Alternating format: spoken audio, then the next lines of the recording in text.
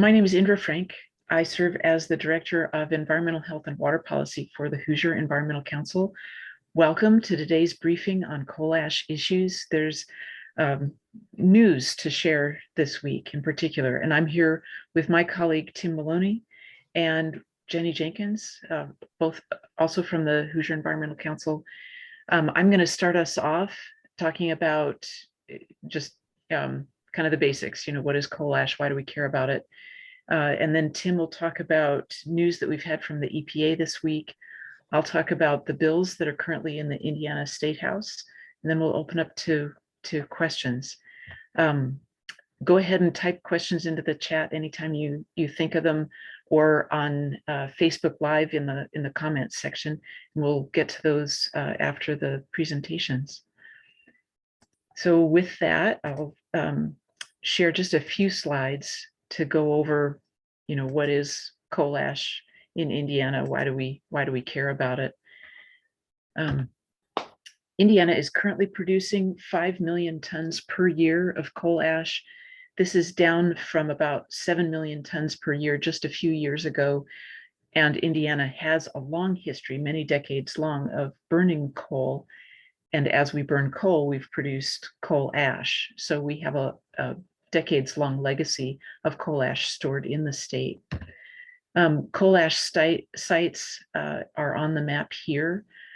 They tend to be either on the shore of Lake Michigan or next to one of our major rivers, and that's because our power plants were built at locations where they could access cooling water.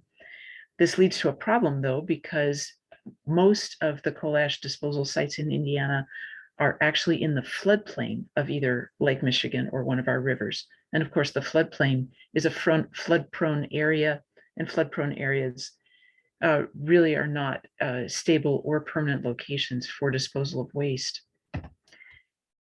One of the biggest problems with coal ash is that it contaminates groundwater. At the different locations around Indiana, we're seeing a different mix of groundwater contaminants, but each of them has a mix of some or all of the ones that are listed here: molybdenum, lithium, boron, arsenic, sulfate, cobalt, antimony, radium, lead, selenium, and thallium. And it kind of depends on which site you're looking at, which mix of these you see. All of our unlined coal ash disposal in the state is contaminating the groundwater, and the majority of those sites are contaminating it at above drinking water standards. Often they exceed the drinking water standards by many-fold. This diagram helps to illustrate one of the problems we have with coal ash disposal in Indiana. Not only is most of our disposal in the floodplain, much of it is in contact with the groundwater. So we're not just seeing the ash get wet and then that water trickle down and contaminate the groundwater. In many of our locations, the ash is in a pit deep enough that it intersects with the water table as it shows in this diagram, so that part of the ash is actually soaking in the groundwater year-round. And I've got a couple of slides to help illustrate what the coal ash looks like. This is an aerial view of these large gray rectangles, which are the coal ash impoundments and landfill right next to the Ohio River at one of our coal ash disposal sites. And at this site, you can see the power plant over here to the right. The coal ash is in these kind of polygon and triangular shaped areas right next to the White River. Dust is another problem that can arise with coal ash when it's dry.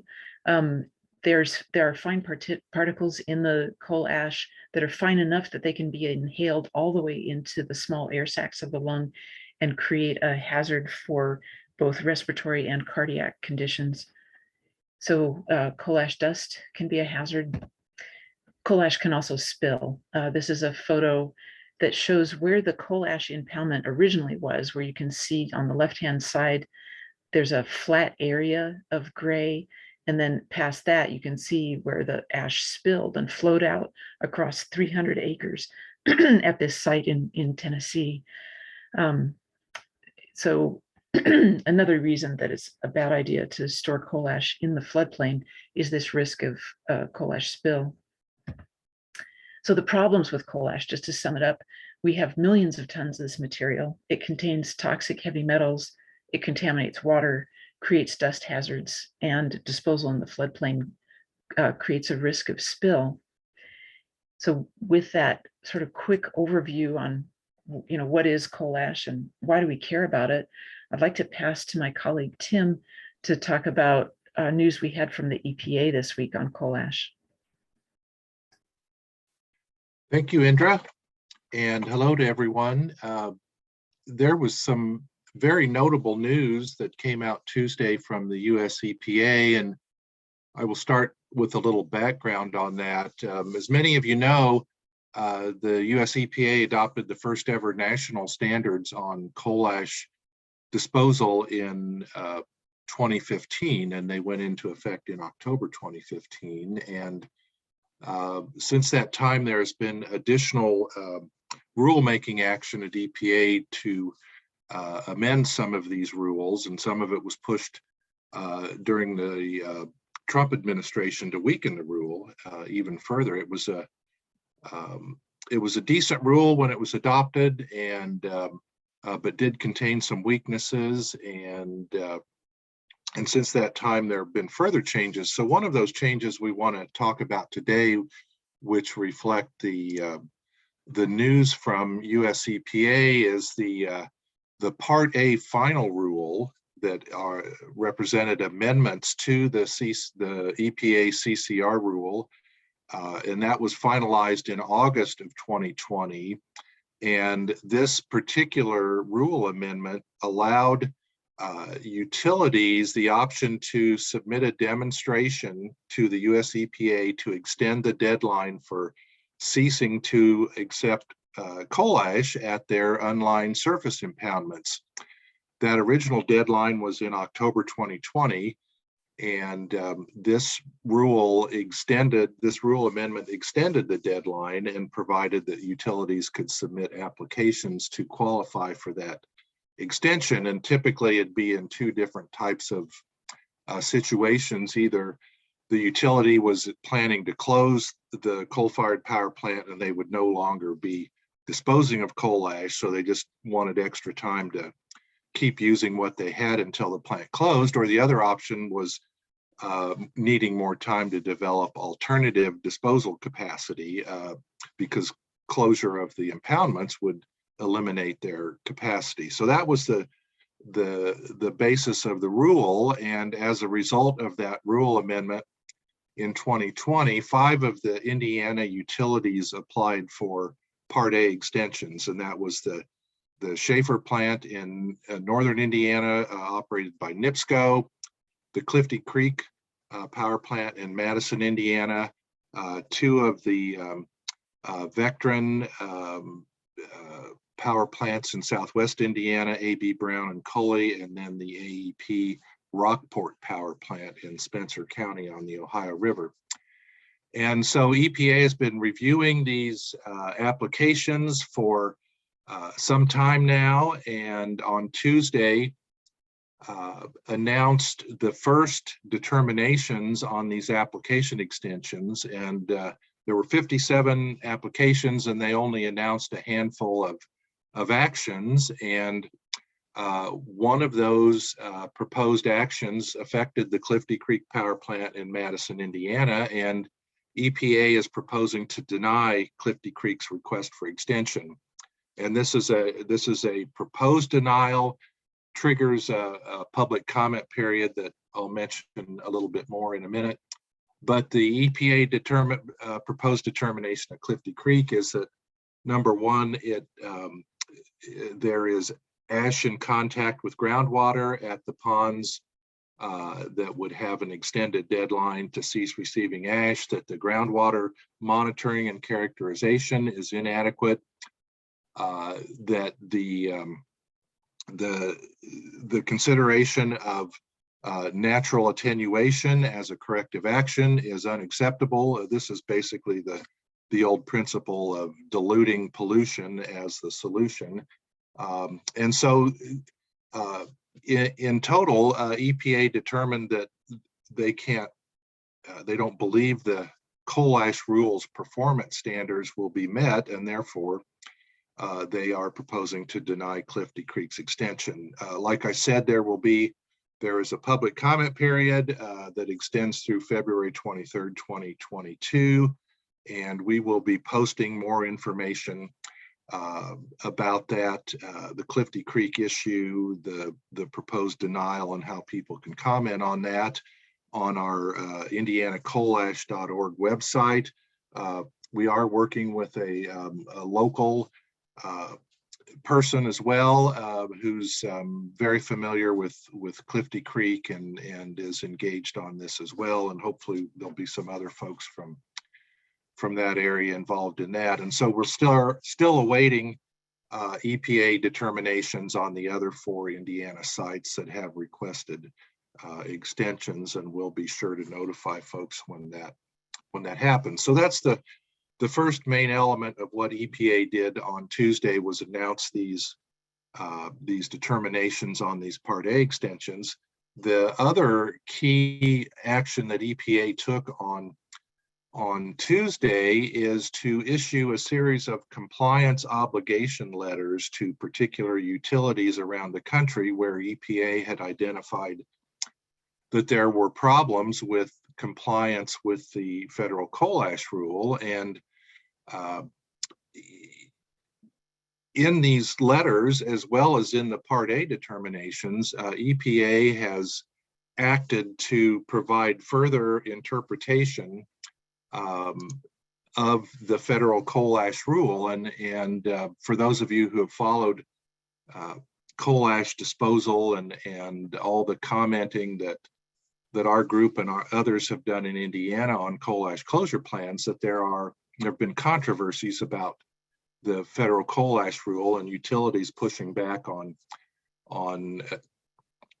with incorrect interpretations of what the coal ash rule required. So most notably in Indiana, one of those compliance obligation letters, the only one issued in Indiana, was for the Duke Energy Galligar power plant in New Albany on the Ohio River, plant and coal ash closure plan activity that we have scrutinized very carefully for a number of years now, along with a number of our partners, and that matter is in litigation. So the compliance obligation letter issued by EPA does address some of those contested interpretations of the coal ash rule. One of those is whether coal ash impoundments can be closed in place with ash in contact with groundwater, and the EPA has said no, that is not permissible.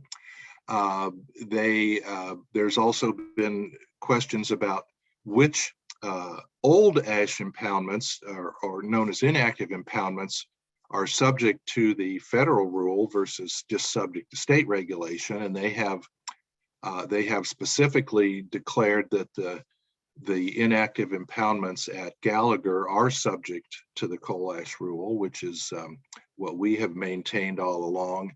And then finally, another key element of this is to say that once coal ash impoundments have to close for cause because they don't comply with the standards, that no further coal ash can be placed there. And utility strategies at sites all over Indiana is to use coal ash excavated from one pond that's being excavated as structural fill in the closure of other ponds that are being closed in place. So EPA's made it clear that that's not allowable under the coal ash rule as well. So we're very encouraged by that EPA action.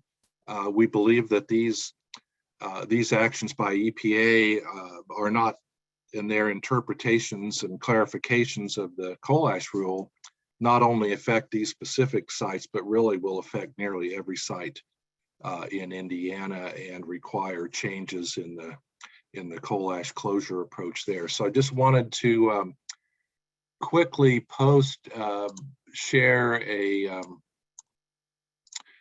picture of the Galligar plant, so you can get a idea of that there. I think this should be on screen now. This is the Galligar site just outside of New Albany, and you can see that that plant, which is no longer operating, had 6 coal ash impoundments and also a coal ash landfill. And you can see how they are located there, right in the floodplain of the river and right on the shoreline of the river. So as Indra talked about, the notion that storing coal ash in perpetuity in unlined impoundments along our rivers is just not a suitable solution to coal ash disposal. So that's the quick overview of the EPA actions, and we'll still be digesting and evaluating actions from here, but it's very encouraging news for certain. So Indra is gonna resume her discussion and talk about legislation in the Indiana General Assembly on coal ash. Indra? Thanks, Tim. Yeah, and with that, I'll switch back over to showing a few slides. We do have action at the Indiana Statehouse on coal ash as well. In both the Indiana Senate and in the Indiana House, we've got bills that have been introduced. Senate Bill 412 has backing from members of both parties. Representative Paul from the Democratic Party and Senator Paul and Senator Glick from the Republican Party. So I'm very pleased to say that this is actually a bipartisan bill this year. This one is a narrow and focused bill. It states that the rules that IDEM is writing in 2022, and IDEM is our Indiana Department of Environmental Management. So the rules that IDEM is writing in 2022 would have to prohibit disposal in the floodplain or in groundwater. Last year, the legislature wrote a bill that requires IDEM to write an Indiana rule on coal ash disposal. So this bill would actually say that while they're writing these new rules, the new rules could not allow disposal in the floodplain or in groundwater. And then the second major part of this bill would prohibit IDEM from approving a disposal plan if that disposal plan would leave the coal ash in the floodplain or in contact with groundwater. So it acts or it focuses on the agency actions regarding coal ash, the rule that the agency is writing, and then the plan approvals that the agency is doing. The other bill is House Bill 1335 by Representative Pat Boy. This bill is more comprehensive. It also deals with the issue of coal ash in the floodplain or in groundwater, but it goes further. It requires public hearing regarding coal ash disposal. It has provisions about labor that's being used for coal ash cleanup, stating that there should be prioritization of local labor or of workers who've previously experienced some form of disadvantage. It has a provision to protect ratepayers from the cost of cleanup in situations where the coal ash has been contaminating the groundwater. It also has provisions to reduce dust hazards when the coal ash is being either excavated or transported. For both of these bills right now, so this is just a diagram of the process by which a bill works its way through the Statehouse to eventually become law.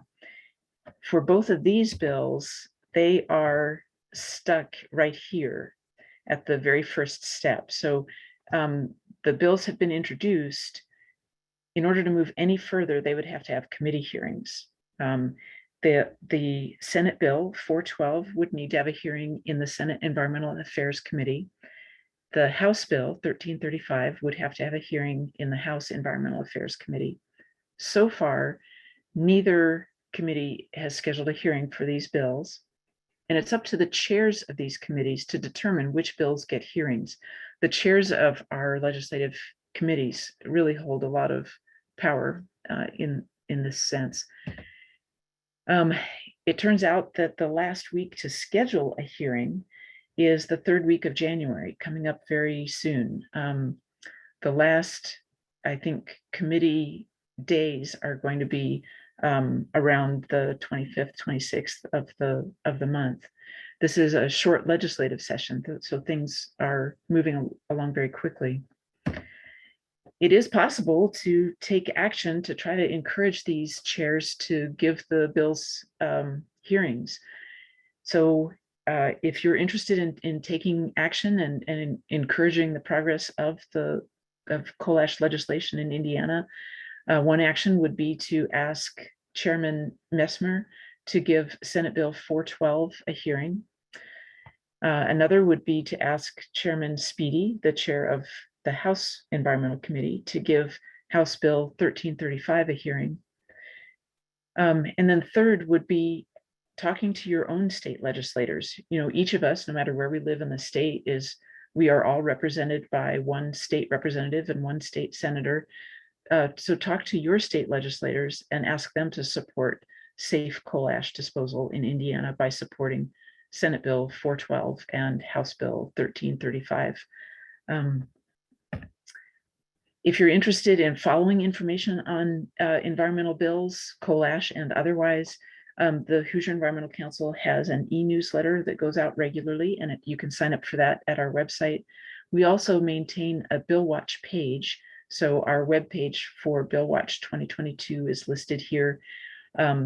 If you were to do an internet search for Indiana Bill Watch, my guess is that you'd come up with our Bill Watch page doing that. So let me stop the slides there and open things up for questions. I know we've already had a few in the chat. Starting, let's see, with here, going back to EPA's ruling, how are the EPA actions going to have impacts on sites other than the sites that were directly named? And Tim, you want to take that one? Thanks, Indra. Yeah, it's the Part A extension rulings only affect those sites that were identified in these determinations done on Tuesday, but given that these determinations just released on specific sites contain interpretations of and clarifications of the EPA coal ash rule, then we can anticipate that any of the sites seeking extensions that did not comply with any of the coal ash rule performance standards will be denied, and that's likely to affect, if not all, most of the other 4 sites that applied for extensions in Indiana. We'll need to evaluate that more carefully, but so that's Part A, the implications of the Part A determinations for the letter that went to Galligar about clarifying the coal ash rule.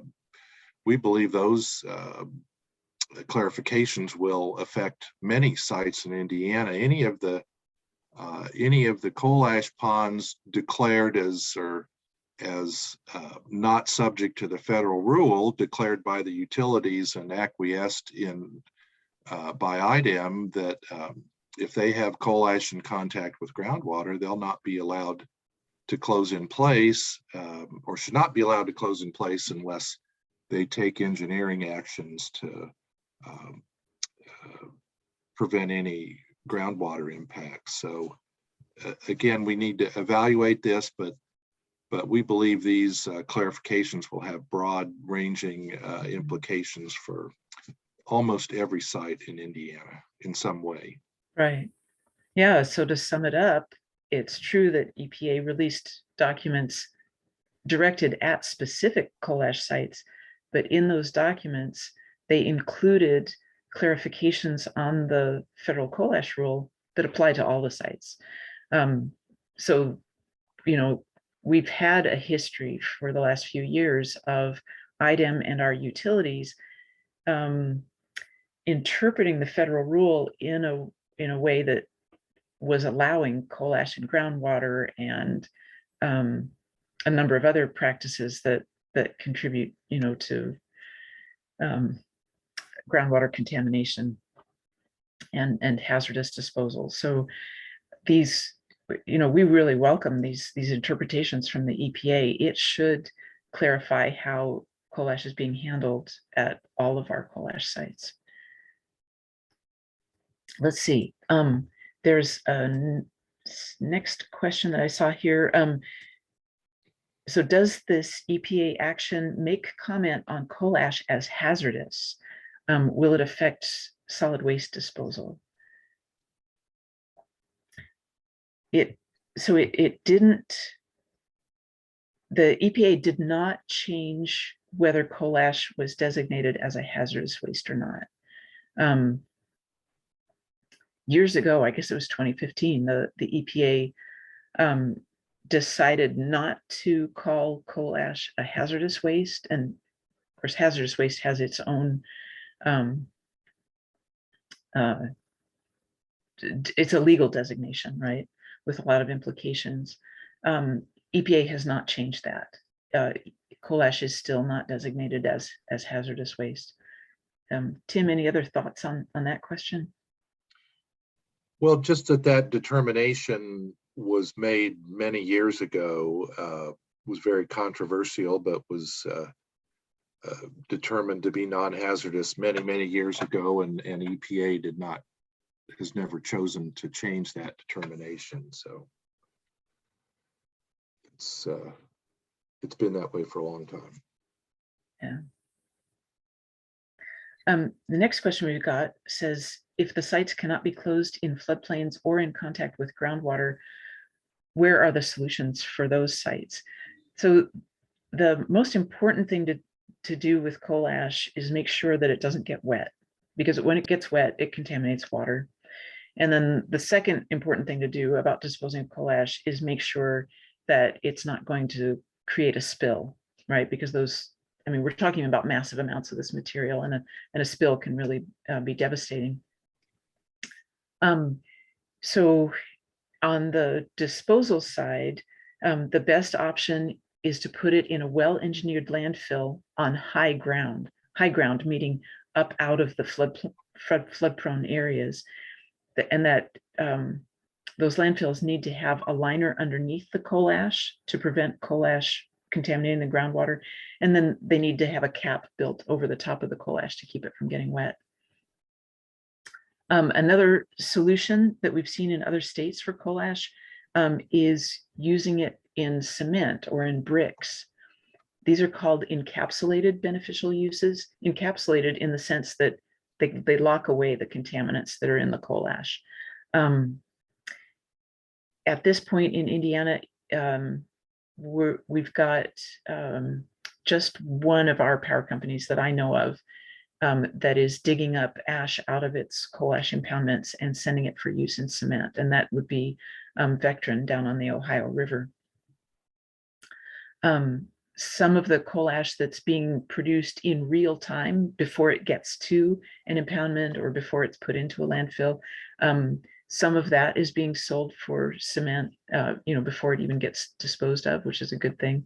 But one of the tough questions is, what do we do about the millions of tons of coal ash that are sitting in these giant impoundments? In other states, there's a lot of coal ash in Virginia and North Carolina that's being dug up out of these impoundments and used for cement. It takes reprocessing the ash before it can be used for cement. If it's dug out of an impoundment, you get different kinds of ash that are mixed together. Some of those wouldn't work right in cement, so they actually have to reprocess it before it can be used. But we are seeing a lot of that out in some of the eastern states. And of course, if it's reused in cement or in bricks, that's coal ash that doesn't have to go into a landfill. So it reduces the the need for other disposal. Okay. Yeah, hey, Indra, Yeah. I just wanted to add one more thing to that. The another possible reuse that is a subject of research right now is that these metals in coal ash that leach into our groundwater are also valuable metals used in many industrial applications. For example, lithium plays a big role in battery technology. So there are researchers at Purdue, and Indra just learned that there are someone I think at IU now that are looking at this, the potential for extracting these rare metals from coal ash and reusing it rather than just let it be leached, the metals be leached into our groundwater. So that has some potential down the road. I don't think anything is near commercial use yet, but I mean, these are economically very valuable materials, and treating them as trash to contaminate our waterways just doesn't make economic sense as well as environmental sense. So, Thank you. Yeah, no, I'm glad you added that. The next question says, how long will this take to implement? Is there a time frame for when the work must be started or completed? That's a really good question. And I take it that that would relate to the EPA actions.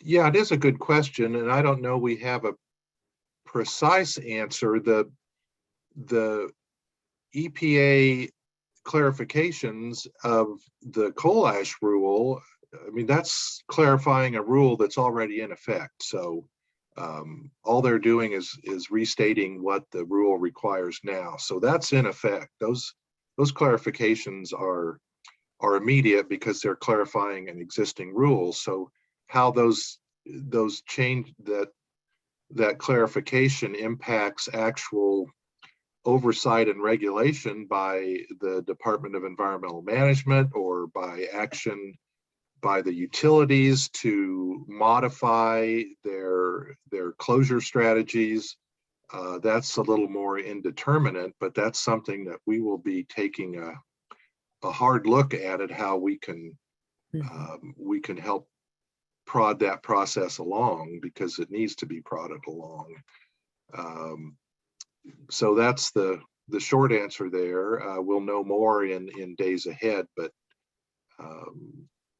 you know, for applying the existing rule, that's an immediate result of what the EPA did. So.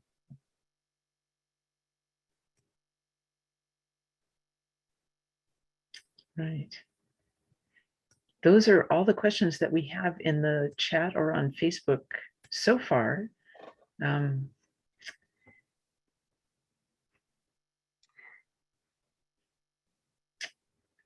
Well, and I would just say if anyone on the call is involved in work at one of the local sites and you know wants to ask questions about the specific what's going on or provide information about what they're doing at a local site, I think we could offer that opportunity for comment. Can we, Indra? Oh yeah, sure. No, we've got time. Stan, I see that you've put your video on. Did you want to talk about Eagle Valley? Thank you, Indra. I'm struggling a little bit with communication. Can you hear me? We can. Okay, good. I'm actually patched in through the phone right now. But I did want to, hold on one second, I'll mute this.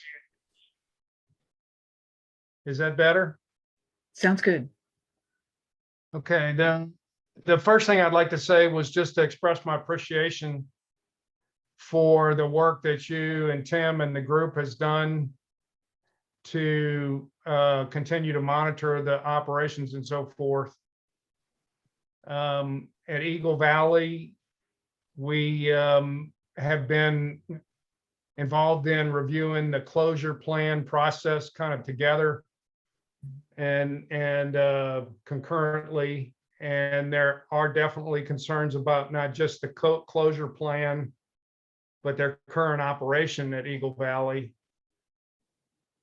It's come to our through the public hearing process that they are actually pulling groundwater from underneath the impoundments, using it in their processed water, which actually is speeding up the removal or the collection of those contaminants. They're being actually concentrated in their cooling or processed water.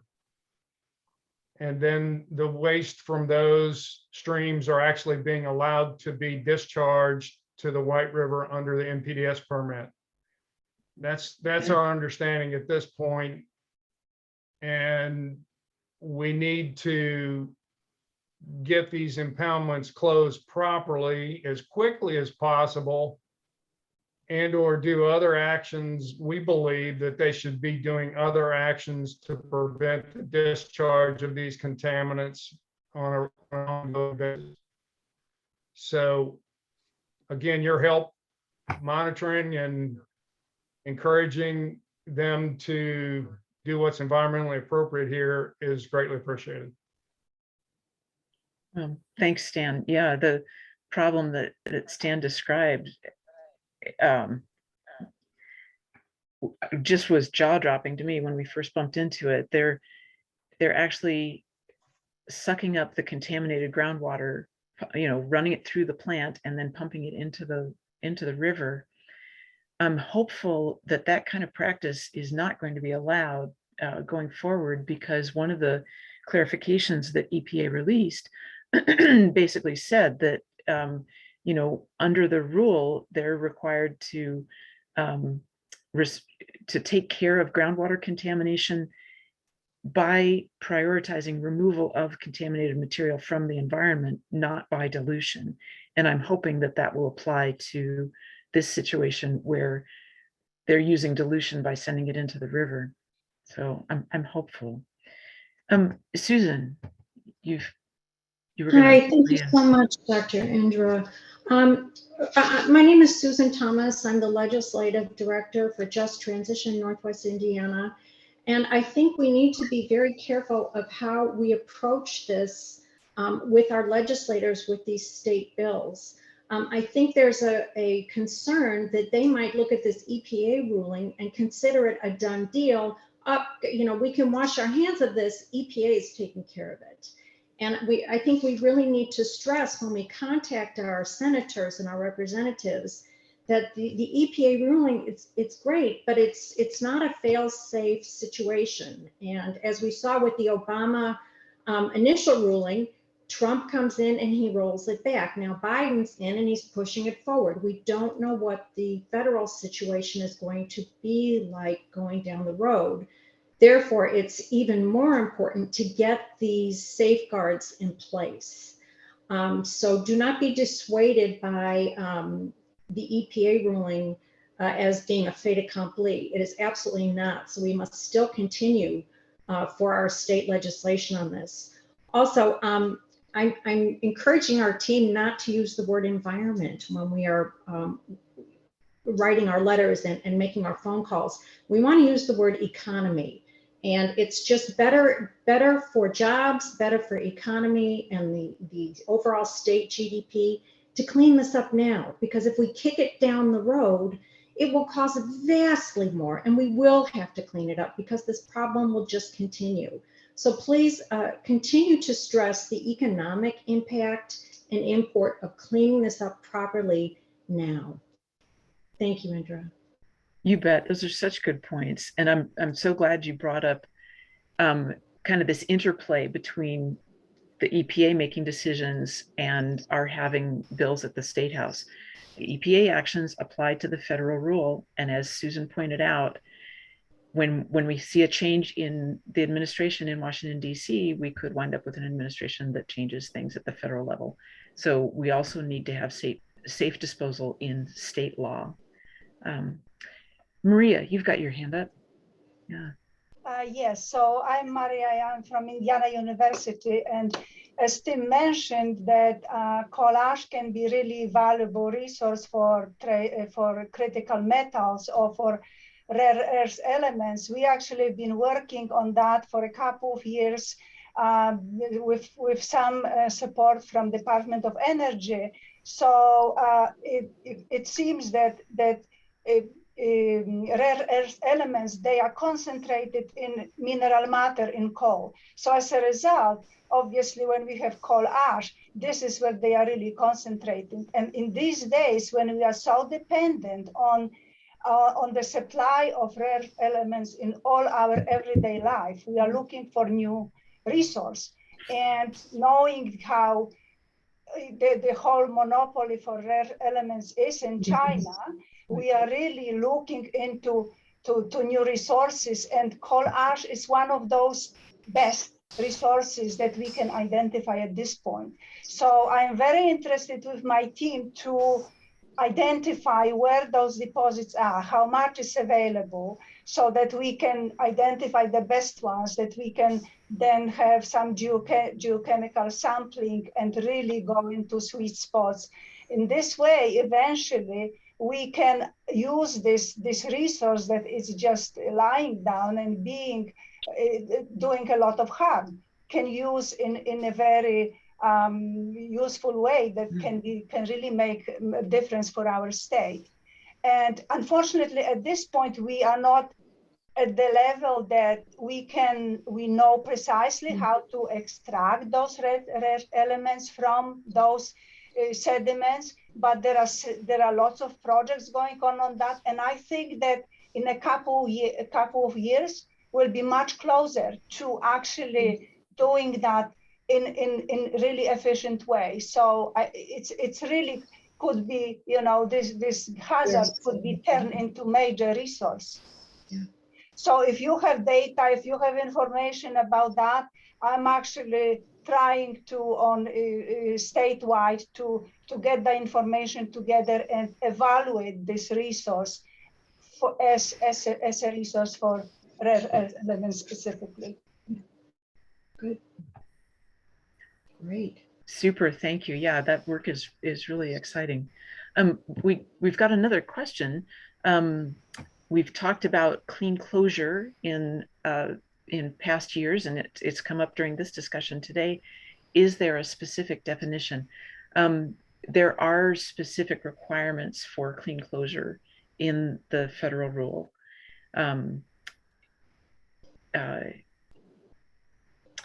I can't at the moment come up with them off the top of my head, but and those are requirements for what has to happen if a utility decides to go through clean closure. There are also requirements if a utility has decided that they're going to try to leave coal ash in place. And that's one of the places where we've gotten clarifications from EPA is, you're not going to be allowed to just leave that coal ash in place if it's in groundwater, if you're contaminating the groundwater, if it's an unstable situation. So those definitions in the federal rule, or the requirements rather in the federal rule for clean closure and for closure in place, are critical to how the coal ash gets disposed of and left for the future. Tim, did you want to add anything about clean closure? Well, I was just, while you were talking, I was scrolling through the rule to see how they defined that, and I don't see that clean closure specifically defined. I mean, the way it's commonly interpreted is that that's removal of all of the ash as well as the any underlying soil that may be contaminated with coal ash, and then ensuring that there's no further impacts or remnant contamination from the coal ash that was excavated. So I think that's generally the way we would interpret it. So.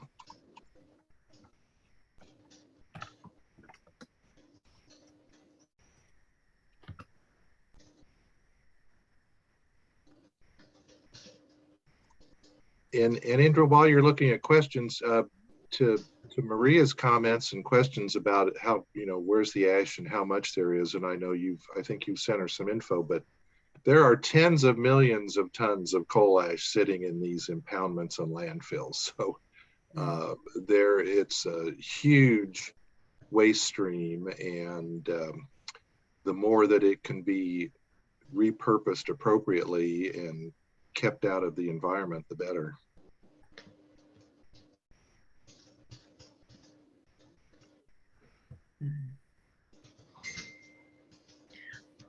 I'm not seeing any other questions in the chat, and don't have any other hands up at the moment. So I wanted to wrap up and thank everybody for joining us today to talk about coal ash and the news, both from EPA and from the Statehouse. Tim, did you have something to finish up with? Well, just something to add. I know one of our participants is, I just want to call attention to Mark Hudson, a hydrogeologist who has a great deal of expertise on coal ash matters and has consulted with our organization and other groups over the years, and have been hugely helpful, and is just so knowledgeable about this topic, and just wanted to acknowledge Mark's great work and thank him for that. And he's been a wonderful resource, and very, very much contributed to the positive outcomes of the work that we're doing.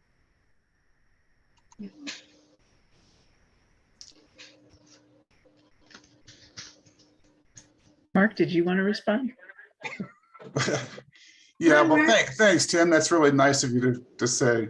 I just wanted to point out that in all this information that came out from EPA the other day, it struck me that it appeared that someone at EPA had passed around all the reports and documentation that we've done on a variety of different sites over the last few years, and they've actually started to take it to heart.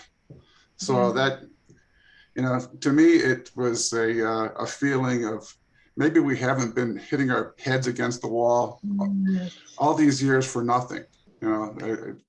It's a feeling of making progress. So I think all the work that you guys have put into it, we've all put into it, is starting to come to fruition. Yeah, it really was very good news. Richard. Yes, I thought the same thing, Mark.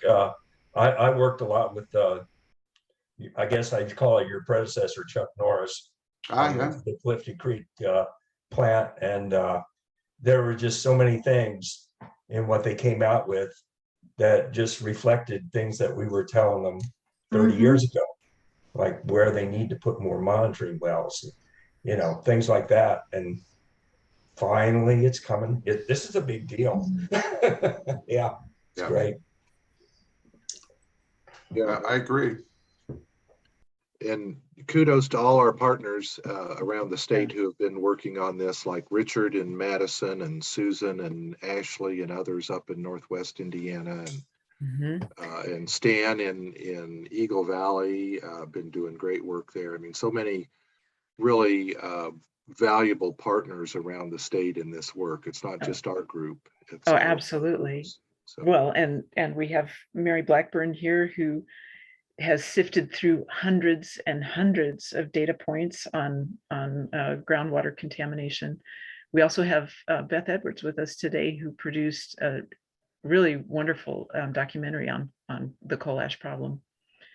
So, and the national group Earth Justice, who has been a national leader on this, and is actually serving as our attorneys in another coal ash case at Tanner's Creek. So they've been a huge help as well.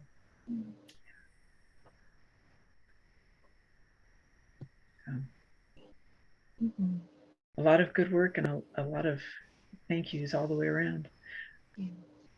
All right, well, with that, I think we're ready to wrap up. Yeah, please support the coal ash bills in the Indiana Statehouse if you can. And if anybody asks you about EPA's actions, tell them they did a good job. Because we know the utilities are going to be saying otherwise. Yeah. Okay. Thanks very much, everybody.